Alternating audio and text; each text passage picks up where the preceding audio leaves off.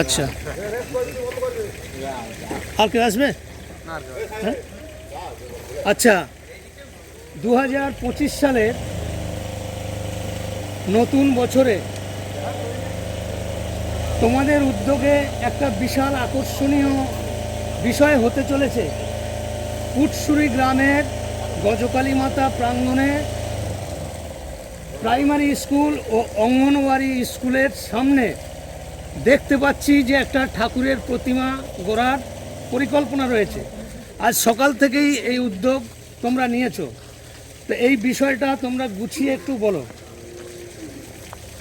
আমাদের এইখানেই ভালো করে তো 41 বছর ধরে ঠাকুর আসছে, 40 বছর ধরে ঠাকুর আসছে। হ্যাঁ, তো এবছরে কিছু সিনিয়র ও আমাদের জুনিয়রদের নিয়ে ক্লাস মানে কালীতলায় যে সমস্ত ছেলেরা থাকে তাদের নিয়ে আমরা উদ্যোগ নিয়েছি যে একটা 22 ফুটের বিশাল সরস্বতী মূর্তি আনবো, যেটা বিগত কয়েক বছর বা এখনো এই আমাদের ব্লকে আসেনি।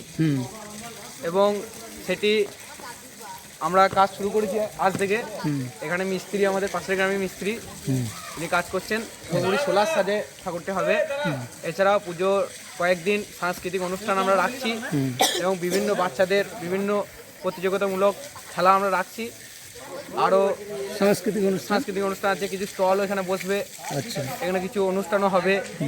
আমাদের প্রত্যেকটা ছেলেই এই বছর মানে এই সময়টা এখানে ইয়ে করছে, ইনভেস্ট করেছে। এবং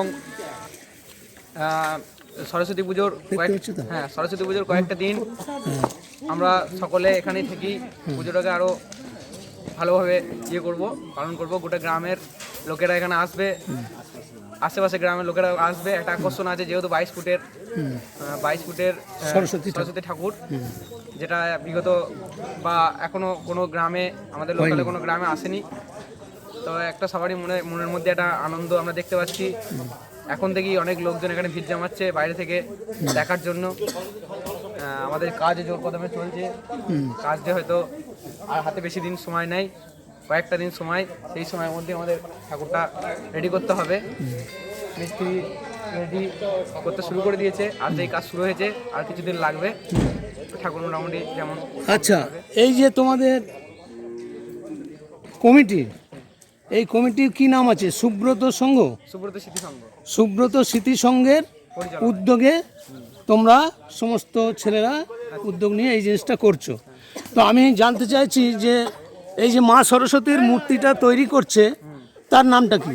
তার নাম হচ্ছে হারাধন কর্মকার, বিঘাবাড়ি, পাশের গ্রামে বাড়ি। হ্যাঁ, তিনি এর আগেও অনেক মূর্তি করেছেন, এই গ্রামেও অনেকগুলি দুর্গা ঠাকুর। তাছাড়াও বড় বড় জায়গায় তিনি কাজ করেন। সরস্বতী ঠাকুরের কারখানাও তিনি করেন গ্রামে। আচ্ছা, এবারে আমরা তাকে দিয়ে করাচ্ছি। তার হাতের কাজ খুব সুন্দর।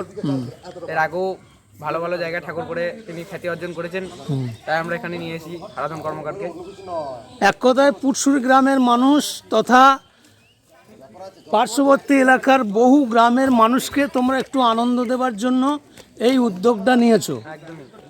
এই উদ্যোগটা যাতে সফলভাবে এটা ত্বরান্বিত হয়, তার জন্যে তোমরা প্রত্যেকে একটু পরিশ্রম করে জিনিসটা সর্বাঙ্গ সুন্দর যাতে হয় তার ব্যবস্থা নেবে। আমি আর একটা প্রশ্ন করতে চাই, যেটা বিগত দুর্গাপুজোর যে অনুষ্ঠানটা গেল, রানাঘাটে একটা মূর্তি 100 ফুট নাকি করতে গিয়ে অনেক বিতর্কের সৃষ্টি হয়েছিল। তো আমি বিশেষভাবে জানতে চাইছি তোমাদের কমিটির কাছে, যারা তোমাদের মানে বড়রা রয়েছে আর কি, এই ব্যাপারটা তোমরা কি প্রশাসন থেকে একটা অনুমতি নিয়েছো? মানে পরবর্তীকালে কোনো বাধার সৃষ্টি করবে না তো? না, প্রশাসনিকভাবে আমাদের সবকিছু অনুমতি আছে। আচ্ছা, তারপরে আমরা এখানে কাজ শুরু করেছি। আচ্ছা আচ্ছা।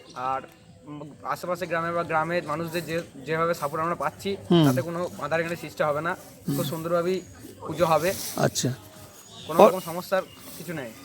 অসংখ্য ধন্যবাদ তোমাদের আমাকে একটু সাহায্য করার জন্যে। আর আমার এই চ্যানেলটার নাম হচ্ছে ডি ইন্ডিয়া। আমি এটা আজকে রাত্রেই আপলোড করব।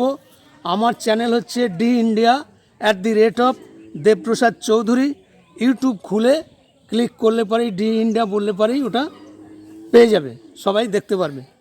আর যদি কেউ আমাকে হোয়াটসঅ্যাপ নম্বর আমাকে পাঠিয়ে দাও, আমি ডাইরেক্ট লিঙ্কটা তাকে দিয়ে দেবো। ঠিক আছে, ধন্যবাদ।